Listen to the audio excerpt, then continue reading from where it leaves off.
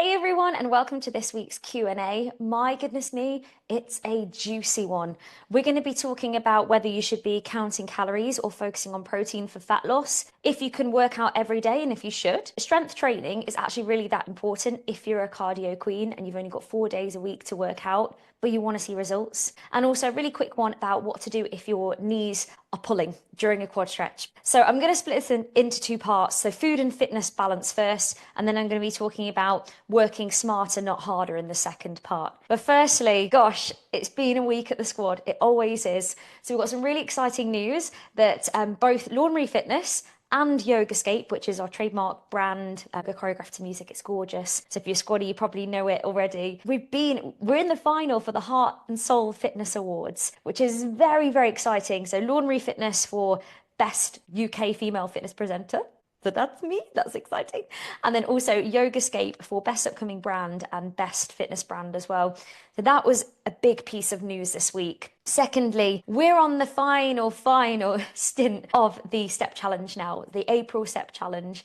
Now, one team is going to reach the golden egg first, but I think all teams are going to get there. So it completely closes, and we'll be announcing the winners on Sunday. But we've all got to get there. We've got to get there so we can see the prize. So we can all see the prize in the egg, or the prizes, I should say, the prizes in the golden egg. It's very, very exciting. It's been wonderful to watch everyone support each other and motivate each other. And a lot of people have said, this has been just a thing that I needed. Just give me a little kickstart, a little reboot. So that's been wonderful. And also, it's been lovely to do the menopause challenge. So the 14-day menopause challenge. Really, really enjoyed doing that. And again, it's so lovely to see everybody sharing their stories so openly, sharing ideas, things that have helped them, things that they're taking from the course. It's been really, really great, and I've had some lovely feedback from that.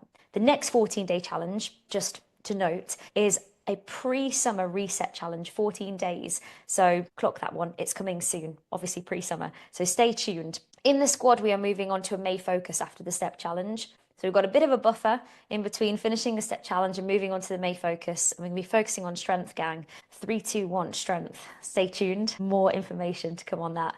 There's always something to be getting involved in. And finally, if you didn't know, I'm starting one-on-one coaching at the end of May. And it's been something that I have been toying with for a really long time now. And to be fair, with what we do, there's always an element of one-on-one. There really, really is. But I check in with you all every single month. And if you're on the 6-week course, you get a check-in from me every single week. There's always one-on-one going back and forth. But this really is one-on-one, as in like looking at your nutrition, looking at what you're eating, making tweaks, making suggestions directly, looking at your workout plan, giving you a workout plan, getting you to track your habits. I will give you habits that you need to complete. And we do it for a minimum of 3 months because we want to see you get the results. So when you're taking progress pictures, it's going to be really, really detailed. Like if you want to see long-term lasting results quickly, it's going to be the thing for you. So if you're wanting to get into a really good place by summer and one that you can keep going, one-on-one coaching is the best option. I've got 2 places left, so if you do want to inquire, just message me and we can have a little chat about it, or book in a call or whatever you want to do just to see if it is the right thing for you. So there's a lot going on, and it's all very exciting. I love it. So let's move on with the podcast straight away. Now, question number 1 is about, if you're focusing on your diet, so your diet for fat loss, is it more important to be looking at your calories or to be tracking your protein intake? It's a really good question. And in reality, both of them are important. But when it comes to weight loss and to fat loss, calories are king. Like if you're eating more than your body requires, even if it's quote unquote clean and healthy food, you're not going to lose fat. If you're eating more than your body requires, you will put weight on. If you're eating less than your body requires to maintain, you will lose weight. So yeah, calories matter, but that doesn't mean you have to obsess over every number, and it doesn't even mean that you need to count calories. Some people like to, some people don't. It really, really depends. So just so you know, a calorie is a unit of energy equivalent to the heat energy needed to raise the temperature of 1 gram of water by 1 degree C. So the point I'm trying to make here is it's literally just a unit of measurement, because I think a lot of people have a lot of emotional attachment to calories, but it's a measurement. It's just a unit of measurement. So if you are somebody who wants to track your calories, yes, absolutely do it. Also do it with a pinch of salt, because if you didn't know, in the UK and the US, Calories on packets are allowed to be 20% out. And so do bear that in mind. And also, the way that your body actually digests and absorbs calories is very different depending on how the food's been cooked and also what food you're actually eating. So it's not an accurate science. So just bear those things in mind. That's not to say that you can't do it and, use apps like MyFitnessPal, etc. But the most important thing, in my opinion, is to get some consistency with your diet. And most people tend to have either the same or a really similar breakfast and lunch. And then dinner might be a little bit different because you're eating with the family, for example. And then tend to have like similar sort of snacks. If you can get consistency, so same breakfast, lunch, or maybe you have two that you alternate in between, but same breakfast, same lunch, change your dinner up, and then your snacks. In the morning, it might be a piece of fruit. In the afternoon, it might be like a yogurt, for example. Change a piece of fruit each day so you're still getting variety. So one day it might be an apple, one day it might be peach, one day it might be a pear, for example. So you're still getting variety within that. And then if you can, like in your evening meals, keeping things quite similar, but maybe changing the protein source or changing the source of carbohydrate, etc. Just get some consistency because then you know where you are. When we're eating wildly different every day, we don't have anything to go from. So if you kind of know where you are with your food and you've got into a really good routine, if things aren't working after 3 weeks and you're not losing weight, drop your portion sizes at each meal by 20%. Wait for 2 or 3 weeks. What happens? If you start losing weight, great, brilliant, you're in a calorie deficit. If you don't and your weight's the same, you're at maintenance. Do the same again. If your weight is increasing, you're still in a surplus. If you are going to weigh yourself, please do it every single day at the same time. Take the lowest weight of the week and compare it over the weeks because it removes any fluctuations. So that would be my best advice. Or if you prefer, you can count calories, but just note what I said, just bear that all in mind as well. Now, in my opinion, protein is your queen because it keeps you fuller for longer. It helps you recover, it supports your muscles so that when you're actually losing body fat, you're able to keep that nice, lean, toned look. If you are weight training alongside with it, of course, if you're doing strength training alongside with it. And it also supports your metabolism. So the more lean muscle mass you have, the greater your metabolism to an extent, as always. But it just really, really helps. It's a win-win in so many ways.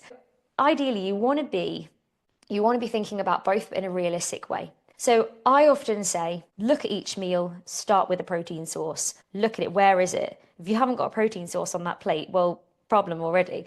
So make sure that you have a protein source at each meal. Then also make sure you're getting some consistency with the diet and don't worry about being perfect. Just aim for progress and consistency overall. It's not about restricting Monday to Friday or Monday to Thursday and then going wild at the weekend. You'll never get anywhere and you'll feel exhausted because Monday to Thursday is going to be a slog and Friday, Saturday, Sunday. By the end of the weekend, you're feeling rubbish, you're feeling bloated, feeling guilty, lacking energy, and it's a rinse and repeat cycle. Let's get some consistency and let's aim for progress. And if you're not sure where to start, message me, or if you want help with your diet, you can come and do one-on-one with me as well and we'll properly look at it. Number 2 is about exercising every day. And this is going to lead me really nicely into the second part as well, which is working smarter and not harder. In short, you can exercise every day, but with conditions. So exercising every day can be fine as long as it's not high intensity, sweaty, full on beast mode, because in order to actually see results and for your body to recover,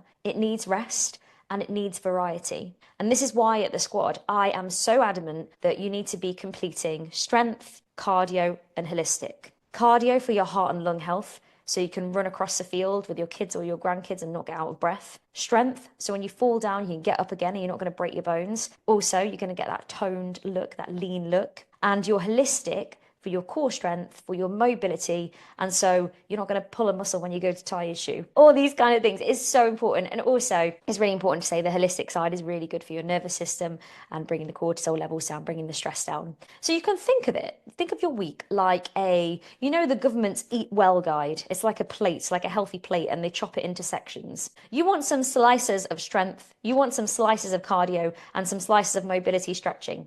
So if you want to move every day, you want to exercise every day, you need some days that are called active recovery days.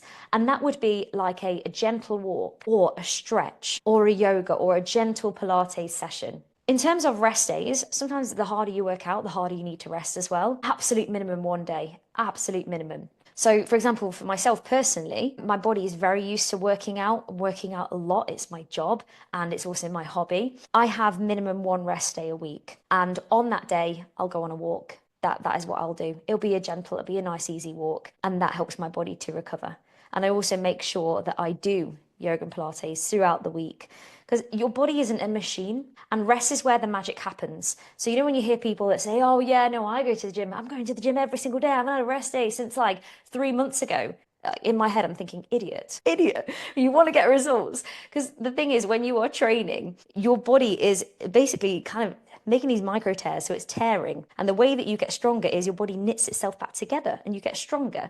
But the only way you can do that is allowing adequate rest, hydration, protein, sleep. It's a calculation. And without those things, it's not going to equal results. So it's really important. Also, if you are exercise every single day, you're not allowing some active recovery days, at least one day a week, you will get niggles. You might find that you're going to bed and you're completely and utterly wired. Some people find that they're getting more anxious. They're not looking forward to their workouts anymore. It feels like a drag. They're getting irritable in their day to day. So if you feel any of that is starting to creep in, that's a big red flag. Do what's right for your body, do what's right for your health, and pull back. Now, this sort of leads into the next one. And this is about working smarter and not harder. So the question was, I love my cardio. I've not got much time to exercise and I can't fit in more than 4 sessions a week. Do I really have to do strength training? Or are the sit-ups and the push-ups from other classes enough? Now, I feel like I can properly resonate with this one because I was an absolute cardio bunny for years. And the buzz that you get from doing it is very, very addictive. But this is the actual reality. Cardio alone won't give you the strength or the shape that you're probably after. It's great for your heart health, it's great for the mood, but it doesn't build or maintain muscle in the same way that strength training does. Now, do sit-ups and push-ups count as strength? Technically, yes, but they're not enough. Not enough. Not in a class situation where you're doing them for maximum 5 minutes. It's not enough on its own. They're only going to hit a narrow range of muscles. They don't give you the progressive overload that your body actually needs to change and get results. And if you're doing the same body weight movements over and over again, your body's going to adapt. So if you've only got time to do 4 sessions a week, but you want to see the tone and the shape in your body, you want to see the results, you need to be doing minimum 2 strength-based sessions a week. Absolute minimum, 20 to 30 minutes if you've not got much time. And that is using equipment. It's using barbells, it's using dumbbells, resistant bands, whatever equipment you've got. We need to be doing that. And if you like getting the heart rate up at the same time, there's our workouts like Stronger and Hit with Weights. They're great. They're absolutely brilliant. Get on those ones. It's a bit of a hybrid of both, but you're still going to be working strength. It's so important. And sometimes it's even one of those like, I'm not saying don't do your cardio, do that, enjoy it because it's what you love. But if you're serious about getting results, getting the body shape, the body tone, and also looking after your body for longevity, your bones, your muscles, I'm not going to lie to you and say that, 4 cardio sessions is enough for that because it's not. So we need to be doing 2 strength-based sessions. And even if they're not your favorite, do them for you and your health. It's important. And I would ideally say then 1 cardio session, go wild, do what you love, and then 1 hybrid recovery session like a Pilates or a yoga or a Yogascape. That's ideally what you would do. Or if you want a bit of a hybrid, you could do a couple of stronger sessions. That's kind of it's strength, but there's a cardio element to it. Do your cardio, and then you could always bolt on. If you want to do 2 cardios, for example, you could always bolt on a Pilates or a yoga or a Yogascape after those to help your body recover and mobilize. So we're not building up loads and loads of tension, because then what happens is every so often we're going to get niggles and we're going to get injuries. So we want to make sure that we're looking after ourselves. But trust me, Stronger feels amazing and it feels so much better. As in, yes, the class, but I'm talking about in your body, like being stronger just feels better. It really, really does. Just in general, in your day-to-day life. And I'm going to finish on a really, really quick one, gang, and that's about quad stretches. So any tips to prevent the pulling sensation in the knees? And this is probably because if you do a quad stretch, or you grab hold of your foot and it feels like it's pulling your knee, it's probably because you've got really tight quads pulling up on the knee joint, or maybe you're just trying to stretch it too far too fast. So I would say one thing you can do is tuck your pelvis underneath before lifting your foot up. So think about zipping up your abs and gently squeezing your bottom, and that's going to protect your lower back and just get the hips in a better alignment. And instead of grabbing the ankle and pulling, or grabbing your shoe or grabbing your foot, you could put like a tea towel or something, or a sweat towel over your leg and actually use that to pull, so it gives you a bit more control. Support yourself, so holding onto a wall. And if all of that feels really, really awkward, get down on one knee, like you're going to propose to someone. Tuck your pelvis underneath, so squeeze your bottom, zip up again.